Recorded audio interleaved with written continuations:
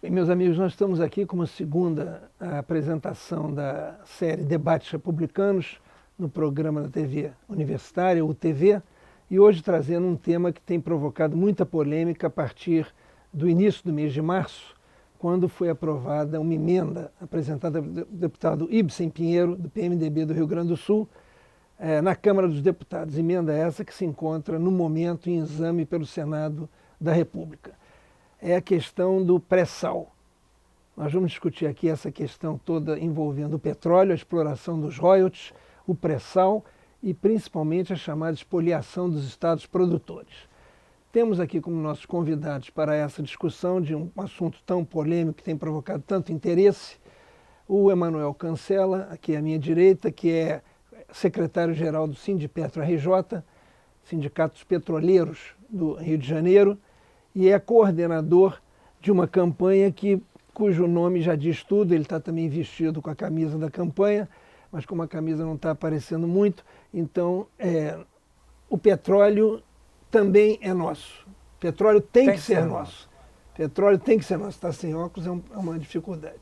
O petróleo tem que ser nosso. Então, ele vem coordenando com seus companheiros de diretoria do Sindipetro essa campanha e certamente terá muito que nos dizer sobre o tema que hoje ocupa a nossa atenção. O professor Daniel Machado Gomes, que é professor de Direito Civil e de Direito Constitucional das Faculdades Integradas Hélio Alonso, da Faixa, também examinará o tema sobre os seus aspectos jurídicos e constitucionais, que são da maior importância. Esse assunto já tem chegado, não especificamente pré-sal, mas critérios norteadores, etc., já tem chegado ao Supremo Tribunal Federal, e essa questão específica pode vir a desaguar também no STF. E temos dois colegas estudantes da faixa, estudantes da Faculdade de Direito, que também se propõem a debater o tema dentro da perspectiva, dentro da ideia de que o estudante deve estar presente na discussão dos problemas econômicos, jurídicos e sociais de maior relevância para o nosso país, para o espírito republicano, daí o nome da série Debates Republicanos. Temos conosco o Felipe Martins de Andrade e o Luiz Tadeu Pinheiro Oliveira, que vão estar aqui conosco também debatendo essa matéria. Vamos dar, então, a partida no assunto e começando pelo Emanuel Cancela. Pelo Cancela, eu lhe perguntaria, com a sua experiência, inclusive, ter sido diretor do DIEESE, tem uma experiência sindical, uma experiência de atuação com relação também a assuntos econômicos, principalmente que digam respeito aos trabalhadores, etc. Qual é a sua visão como dirigente do Sindipetro, Sindicatos Petroleiros, em torno dessa questão específica do pré-sal e de possíveis, do cenário econômico que poderá afetar os estados produtores principalmente? Pois não. Primeiro, agradecer ao desembargador essa oportunidade, à universidade, e dizer que o pré-sal é a maior descoberta do planeta em termos de petróleo. É a descoberta mais importante, desenvolvida uma tecnologia inédita pela Petrobras, levou 30 anos, foi investido bilhões de reais dos brasileiros e é a maior reserva no momento e dimensionada de forma conservadora de 100 bilhões de barris de petróleo, podendo chegar a 300 bilhões de petróleo. Então, essas reservas, elas estão no nosso subsolo. A Constituição diz que as riquezas do subsolo pertencem à União, né? E, enfim, a nossa luta da campanha da qual eu participo, que a campanha do petróleo tem que ser nosso, é que todo esse petróleo seja nosso, que foi descoberto pela Petrobras, pelos brasileiros, né? Então, e essa riqueza, ela tem a possibilidade de resolver toda a dívida social que nós temos com o nosso povo, toda, sem pegar nenhum empréstimo.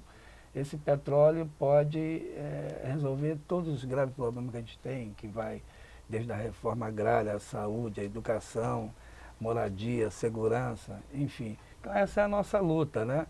Então o governo fez um marco regulatório somente para o pré-sal, que a gente acha que é um avanço em relação à lei anterior do Fernando Henrique, que era a lei 9478 de 97, mas mesmo a lei do Lula, ela é tímida, né? em relação às nossas necessidades. O que a gente defende, a nossa campanha é a Petrobras 100% estatal e pública, a volta do monopólio estatal do petróleo, e aí a gente quer dizer aqui que afirmar que 70% da reserva de petróleo do mundo estão em mãos estatais, de empresas estatais, e em sua maioria monopolista, né? Então a gente defende a Petrobras 100% estatal e pública, a volta do monopólio e o fim dos leilões e a revisão dos que já foram realizados, que poderá até mexer com os contratos. Mas então a gente entende que o Brasil não pode perder essa oportunidade. Por isso esse debate aqui é muito importante, né? O governo Lula designa 30% da reserva do pré-sal para a Petrobras e 70% vão ser partilhados entre as multinacionais e entre as quais a Petrobras também vai participar, mas a gente acha que isso é muito pouco. É uma oportunidade ímpar que a gente tem e histórica de resolver todos os nossos problemas sociais.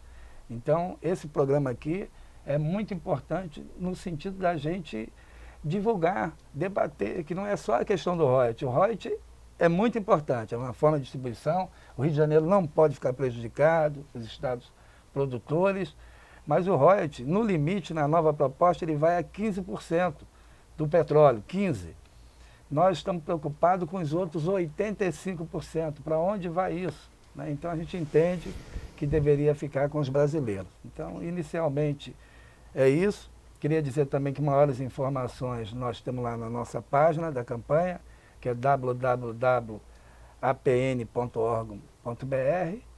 e a gente fica feliz em estar aqui fazendo esse debate com o desembargador, com o professor, com os estudantes, e dizer que a gente não tem que discutir só o royalty, não. O royalty é importante. E também discutir sobre o royalty, aonde os governadores e os prefeitos aplicaram o dinheiro do royalty, que a gente não sabe, e no futuro, aonde vão aplicar? Então o royalty é importante, é um imposto compensatório, os estados e municípios produtores têm que serem compensados, mas a gente também quer saber aonde esses governadores e prefeitos vão aplicar o dinheiro do royalty. Então, inicialmente, seria isso, desembargador. Não, Emanuel, você deu um cenário inicial da condução política do problema, do tratamento político dessa questão do royalty e do petróleo de um modo geral, né? Vamos ouvir agora um pouco o professor Daniel a respeito do cenário que se desenha aí a partir do que já ocorreu e do que se pode prever que possa ocorrer, possa acontecer, em relação aos aspectos jurídicos desse problema tão tormentoso e tão atual. Muito bem, na verdade, quer dizer, todas as questões que envolvem o pré-sal e o petróleo têm uma série de problemas jurídicos por trás. São bastante complexos todos esses problemas. E especificamente em relação ao problema dos royalties, né, que foi um problema que envolveu toda a mídia e especialmente nos toca de um modo todo especial no caso do Rio de Janeiro, porque nós seríamos prejudicados com os novos critérios adotados pela emenda Ibsen, né? Neste ponto especificamente, há problemas sérios em torno da constitucionalidade da proposta da emenda Ibsen. Por quê?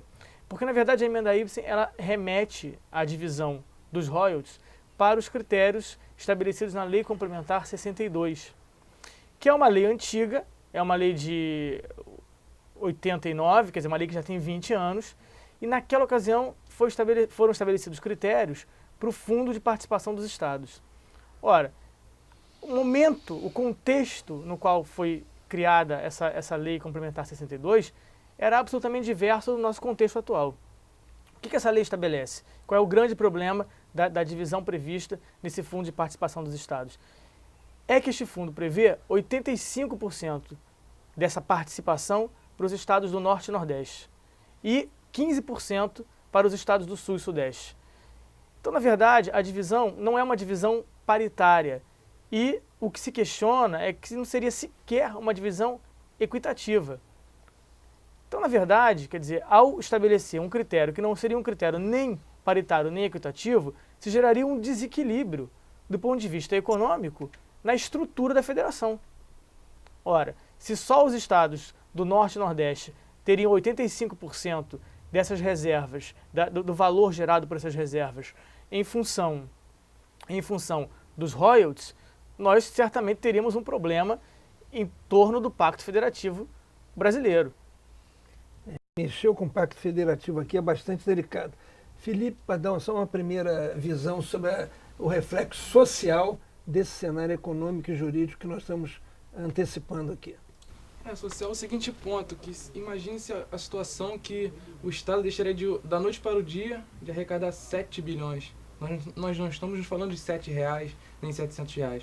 É uma riqueza inestimável, que muito brasileiro não tem a dimensão do que serão 7 bilhões, que poderia ser aplicado na educação principalmente, que acho que é o pilar de sustentação de qualquer sociedade mundial, que é o que faz acontecer realmente, mudar a sociedade como um todo. Aí mudaria, consequentemente, a segurança pública, a saúde pública, que no Rio de Janeiro já não está lá essas coisas. Se tirar 7 bilhões, então, como é que ficaria o Estado? Ficaria um Estado falido, deficiente. Como que no século XX, no início do século XX, nós tínhamos o ciclo da borracha no Acre. Quando o ciclo da borracha do Acre acabou, virou um Estado falido. Vai acontecer a mesma coisa aqui no Rio de Janeiro, se essa fortuna de 7 bilhões deixar de ser arrecadada em prol do Rio de Janeiro. Seja, todo cuidado é pouco, nós estamos naquela redenção ao contrário. O Emanuel falando uma redenção, você está falando uma redenção ao contrário, nós vamos dar um intervalo e voltamos em seguida.